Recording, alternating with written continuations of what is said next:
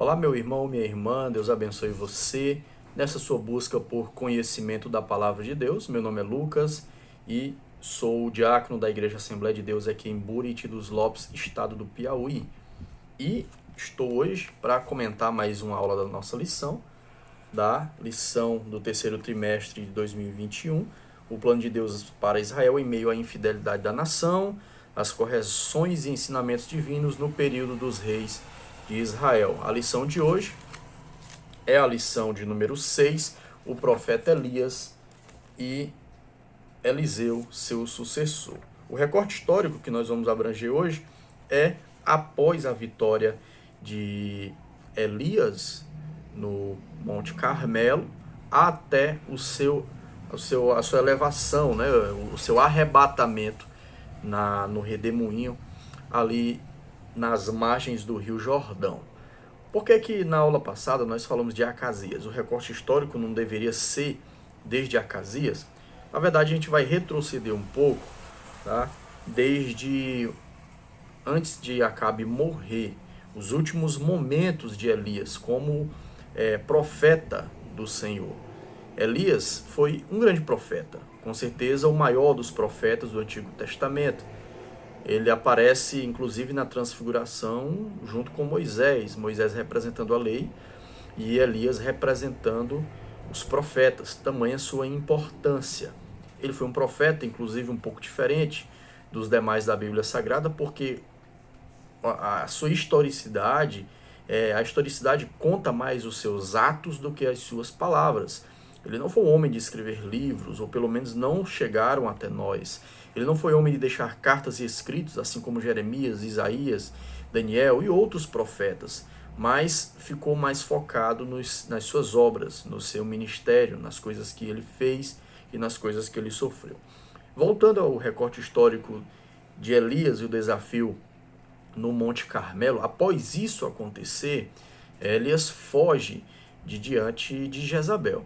Na sua peregrinação, ele viaja 40 dias e 40 noites e chega até o Monte Horebe, onde que ele questiona-se com Deus. Após os eventos já narrados nas aulas anteriores, o fogo, o terremoto e a tempestade, veio uma voz mansa e suave que falou com ele e deu a ele algumas missões. Essas missões foram cumpridas por Elias durante os últimos momentos da sua vida. Não sabemos ainda, após a chegada de Elias, a saída dele do Monte Horebe, quanto tempo ele ficou, né, ainda vivo, ou ficou ainda nesta terra. Mas ele ainda dá para a gente compreender que ele demorou um pouquinho de tempo ainda até ser elevado ao céu no redemoinho. Após a descida dele do Monte Horebe, ele volta à terra de Israel e ele encontra Eliseu, tá? Dentre esse tempo, após ele encontrar Eliseu, né, o chamado de Eliseu é interessante. Eliseu estava lavrando a terra com uma junta de bois. A junta de bois, se não me engano, era um aparelho com 2 ou 4 bois, e o lavrador teria que fincar o aparelho na terra para que os bois eles pudessem arrastar e assim fazer a parte do arado, que hoje é feita tão facilmente com um trator, né? Com arado ele faz rapidamente. Naquela época se fazia muito com a junta de bois.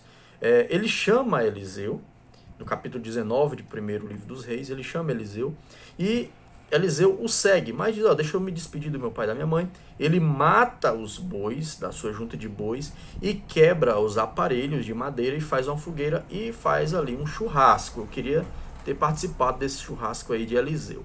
O que simboliza esse ato de Eliseu destruir o seu meio de vida? A realidade é que ele não queria voltar mais, ele não queria voltar para trás. Se nas determinadas crises durante o ministério de Eliseu, ele soubesse que para trás ele ainda tinha uma junta de bois, um carro para ele trabalhar, provavelmente ele poderia pensar em retroceder do seu chamado e da sua caminhada. Por vezes Deus tira tudo o que nos ampara para que a gente viva dependendo unicamente dele. Os dois se juntam, Eliseu começa a servir Elias, e mais alguns fatos acontecem antes do profeta Elias ser assunto aos céus, não é? Ele ainda confronta Acabe mais uma vez, ele dá uma repreensão a Acabe por causa da morte de Nabote. Todos sabem essa história. Acabe desejou uma vinha de seu vizinho Nabote. Nabote recusou a vender essa vinha porque era sua herança.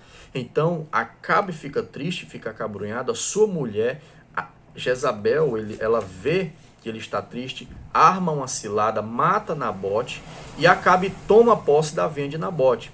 Então Elias vai até o rei Acabe e vai repreendê-lo, afirmando que ele sofreria o juízo por aquilo que ele fez. Os cães o comeriam, a sua descendência, inclusive Jezabel seria comida por cães. Interessante o que acontece. Acabe se humilha. Acabe sente o peso do juízo de Deus. Ele se humilha. Ele cai em si. Não existia o conceito nosso hoje dizer que ele se converteu, que ele foi salvo. Mas a verdade bíblica é que ele se humilhou e Deus reconheceu que ele se humilhou. Isso está escrito na Bíblia nos últimos capítulos lá de 1 Reis. Ele se humilha, saco e cinza, e Deus reconheceu a sua humilhação. E Deus o livrou de passar por isso, ainda durante o seu ministério, ainda durante o seu reinado, ainda durante a sua vida, e que isso só aconteceria com os descendentes dele. Interessante é que isso de fato aconteceu. O Acasias caiu do telhado, e o rei posterior, que nós vamos estudar na próxima lição, também sofreu com isso, com a queda da dinastia de Acabe, tá certo? Então Acabe se humilhou, morreu desobedecendo a Deus, porque Deus disse que ele morreria na guerra contra os sírios, e ele mesmo assim foi, e ele morreu. Mas interessante que antes dessa guerra ele tinha se arrependido, vestido de pano, de saco e de cinza, viveu uma vida de arrependimento, de humilhação diante de Deus, ao ponto do próprio Deus, que sonda os corações, ter reconhecido. Agora, vamos pular um pouco agora para os capítulos iniciais aí de 2º livro dos Reis, quando chega ao fim o ministério de Elias. O interessante é que parecia ser algo que todos sabiam, que Deus o tomaria brevemente para si. Por quê? Porque no momento em que Elias ele vai sair, Eliseu não quer deixá-lo. Ele tenta deixá-lo por 2 vezes e Eliseu o segue. E os filhos dos profetas mesmo dizem: você sabe que hoje o teu Senhor será tomado. Então parece que existia no meio dos filhos dos profetas ali, e daqueles que acompanhavam, daqueles que seguiam, parece que existia já a expectativa desse arrebatamento de Elias. Não sei se ele contou, não sei se alguém revelou, mas o fato é que existia essa crença.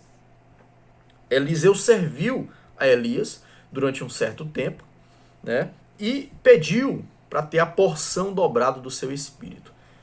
O espírito aqui, gente, vamos lá, é muito difícil substituir alguém, seja no emprego, seja numa amizade, seja um relacionamento, seja na igreja, numa congregação, num cargo. Principalmente se o seu antecessor foi uma pessoa de sucesso. Se o seu antecessor foi uma pessoa que realmente teve o coração do povo, teve destaque, ou teve grande sucesso, grande fama, fez grandes coisas. Imagine a dificuldade para Josué liderar o povo após ter que substituir Moisés. Imagine para Eliseu agora ter que substituir Elias. Parece também que existia essa crença nos filhos dos profetas que Eliseu substituiu o seu mestre, mesmo que foi preciso, a gente vai ver isso mais na frente aqui, que o ministério do próprio Eliseu fosse validado. Mas existia essa crença de que Eliseu vai substituir Elias, então ele tem que ficar, ele tem que acompanhar, ele tem que andar com ele. Eliseu reconhecia isso, Elias sabia disso, até que diz: quero a porção dobrada do teu espírito. Seu sucessor e teu mesmo espírito, coragem, força, as mesmas atuações que você teve. Claro que o Espírito não é o Espírito... Elias não deu o Espírito de Deus para ele. O Espírito de Deus já estava sobre Eliseu, tá? Mas a validação do ministério, mas a validação do chamado, mas a confirmação da vocação foi dada ali. Veio a carruagem de fogo, carro com cavalos, separou os dois, ele subiu num redemoinho. Tá? Ele subiu, diz que ele subiu na carruagem de fogo, a carruagem de fogo separou os dois, ele subiu num redemoinho. Ao acompanhar o profeta Eliseu, o profeta Elias, Eliseu viu o momento que Elias subiu ao céu. Tá? A capa, para encerrar, era sinal de autoridade e comissionamento. A capa legitimou o ministério de Eliseu. Tanto que durante esse último momento, os filhos dos profetas ficaram em determinado lugar, eles conseguiam ver a distância. Elias e Eliseu foram à beira do Jordão, com a capa ele abriu o Jordão, passaram para o outro lado, o Jordão, as águas novamente se romperam, tá? E ele foi, aconteceu que ele subiu aos céus e Elias fez a mesma coisa. Aliás, Eliseu, após receber a capa, fez a mesma coisa. E os filhos dos profetas reconheceram que, de fato, agora existia um novo profeta, o substituto, era legítimo, a autoridade estava sobre ele, o comissionamento estava sobre ele, a vocação foi confirmada. E Eliseu passa a liderar os filhos dos profetas, que é algo que nós vamos estudar na próxima lição. Que Deus abençoe você, que não perca a escola bíblica dominical no domingo pela manhã. Acredito que na sua igreja é domingo pela manhã, tá?